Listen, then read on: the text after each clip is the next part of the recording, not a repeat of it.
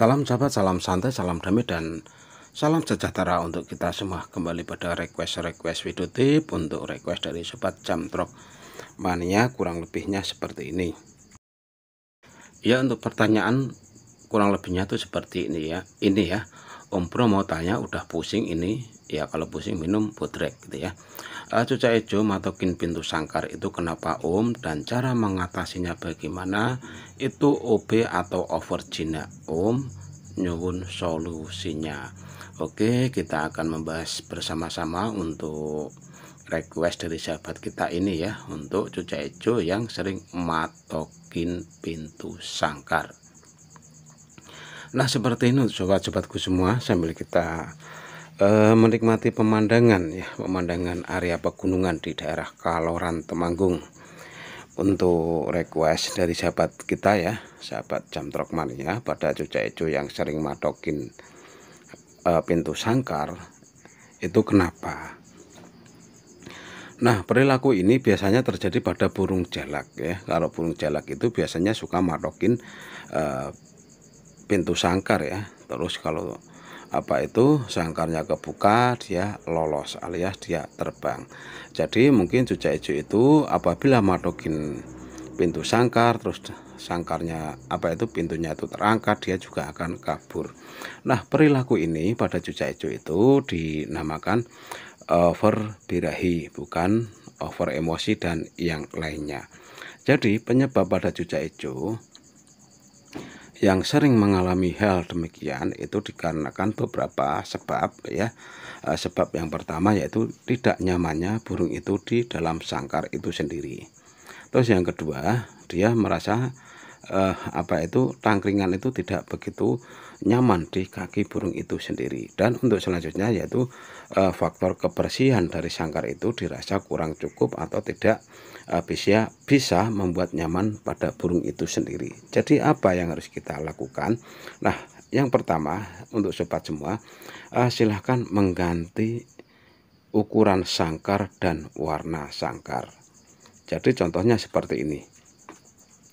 Misalkan cuca hijau itu yang sering matok-matok sangkar itu, tadinya Anda menggunakan sangkar ukuran 40 x 40, coba Anda ganti, diperkecil saja menjadi ukuran 36 dan 32 atau 30. Atau Anda ganti saja sangkarnya menggunakan sangkar besi untuk sangkar lobet itu.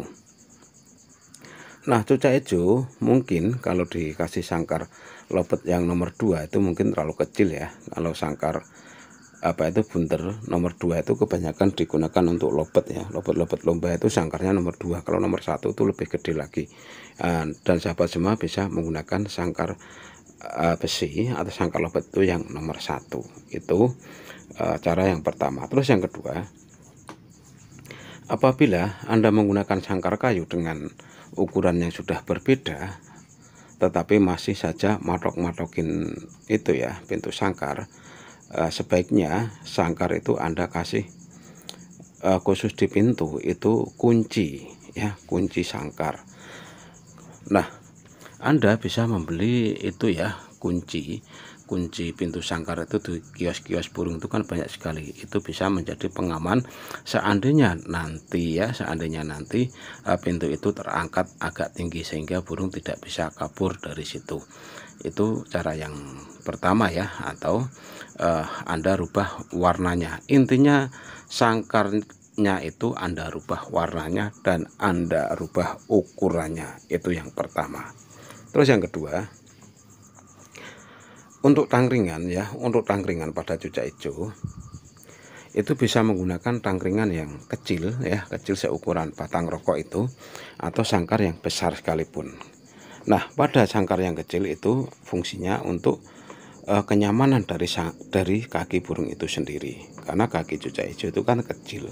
Jadi sangkar itu bisa Anda pilihkan ya, sangkar serutan itu bisa sahabat semua pilihkan yang ukurannya sebesar batang rokok, atau kalau yang lebih besar lagi itu bisa seukuran jari ya, itu bisa. Tetapi kalau ukuran yang besar itu ideal pada cucak hijau yang tidak memiliki kuku, supaya dia tidak terjatuh saat dia bertengger. Dan untuk selanjutnya faktor kebersihan. Nah, faktor kebersihan ini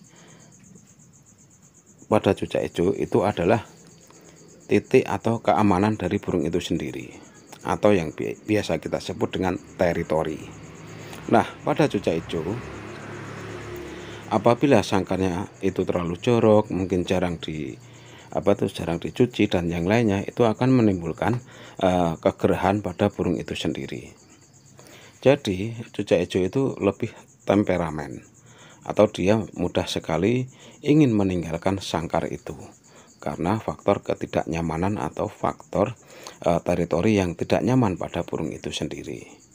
Nah, jadi untuk solusinya ya silakan ya, setiap 2 hari sekali ya dipel-pel itulah atau dibersihkan sangkarnya, dan selalu rutin diganti air minumnya.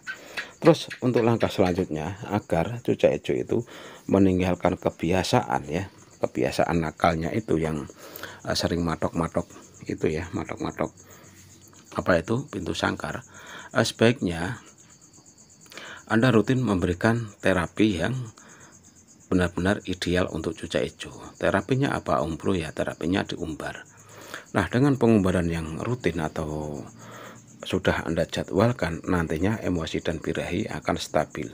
Jadi cucak hijau itu tidak akan kelebihan birahi, tidak akan kelebihan emosi, tetapi kalau sudah dikasih yang namanya terapi umbar, dan nanti burung itu mandi jemur atau mandi sepuasnya di umbaran itu, nantinya cucak hijau yang tadinya nakal, liar, dia akan jinak dan akan benar-benar mempunyai perilaku yang tidak nakal seperti sebelum dikenalkan dengan yang namanya umbaran. Terus untuk yang selanjutnya ya, pengkerodongan. Nah, pengkerodongan pada cucak hijau ini kalau malam Om Bro sarankan wajib dikerodong, apalagi di musim hujan saat ini ya, sangat dingin.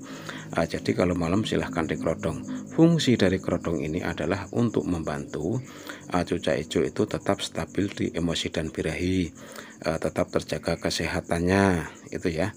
Karena kalau dikerodong itu kan burung bebas untuk beristirahat dengan tenang berada dalam kerodong. Beda kalau tanpa dikerodong, mungkin ada cicak lewat, ada tikus lewat, mungkin dia akan ketakutan. Kalau dikerodong dia akan merasa nyaman, dan setelah nyaman cucak hijau itu akan stabil dari segi emosi dan birahinya. Nah, jadi untuk sahabatku semua, setelah sahabat semua memahami kesalahan saat merawat, juga sudah merubah pola rawatan seperti arahan dari Om Bro ya. Terus selanjutnya kita harus mengkatrol yang namanya extra fooding serta buah. Nah, extra fooding dan buah apabila sebelum Anda menggunakan pakan khususnya jangkrik dan burung berperilaku aneh, suka matok-matok itu, silakan untuk jangkriknya ya dirubah ya. Misalkan yang saat matok-matok itu menggunakan jangkrik alam, ya silakan dirubah menggunakan jangkrik sayur untuk porsinya tetap sama. Misalkan yang suka matok-matok itu Anda kasih tambahan ulat Hongkong 5 ekor mungkin ya setiap pagi, silakan dirubah, dikurangi ulat Hongkongnya mungkin menjadi 2 ekor saja. Terus untuk buah ya, meskipun burung Anda burung rumahan mungkin ya, ataupun burung lomba, silahkan untuk buah Anda rotasi atau Anda berikan yang namanya prasmanan buah.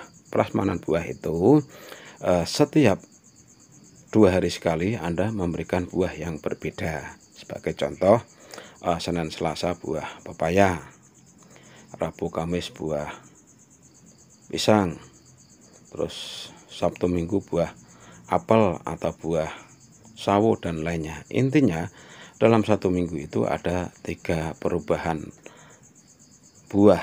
Nah, yang nantinya perubahan buah itu di samping tidak membuat bosan dari burung, juga akan membantu cucak hijau itu terjaga dari segi kesehatan, terjaga dari segi nutrisi dan yang lainnya, sehingga burung tidak mudah overbirahi serta tidak mudah